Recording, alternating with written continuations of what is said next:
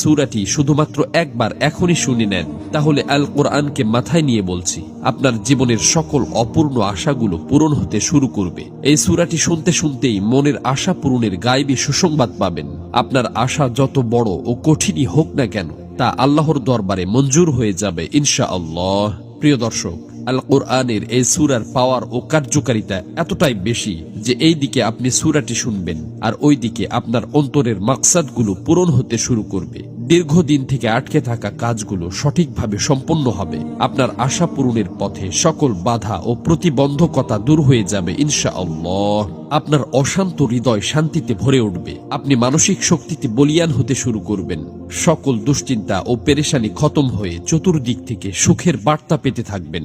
আপনার কাছে অফুরন্ত রিজিকের ভান্ডার এমন ভাবে আসতে থাকবে যে চোখের পলকে আপনার জীবনের সকল অভাব অনটন মুছে যাবে। সুবহানাল্লাহ। প্রিয় দর্শক, সূরাটি আপনাদেরকে শুধুমাত্র মনোযোগ দিয়ে প্রথম থেকে শেষ পর্যন্ত শুনতে হবে, কেননা যে কোনো আমলের ফলাফল তার শেষ পরিণতির ওপর নির্ভর করে। এজন্য আপনি যদি মহান আল্লাহর এই সূরাটি পরিপূর্ণ না শুনেই চলে যান, তাহলে আপনাদের কোনো কাজই বাস্তবায়ন হবে না, বরং যে আশাগুলো পূরণ হতে যাচ্ছিল তা আবার বিগড়ে যাবে। এজন্য অনুরোধ করছি মহান কোরআনের এই সূরাটি কেবলমাত্র একবার মন থেকে শেষ পর্যন্ত শোনার জন্য।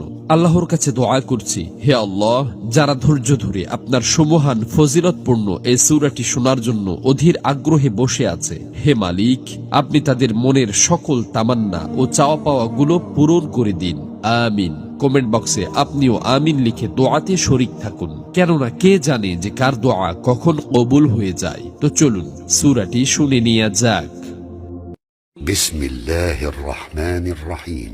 أتى أمر الله فلا تستعجلوه سبحانه وتعالى عما يشركون ينزل الملائكة بالروح من أمره على من يشاء من عباده أن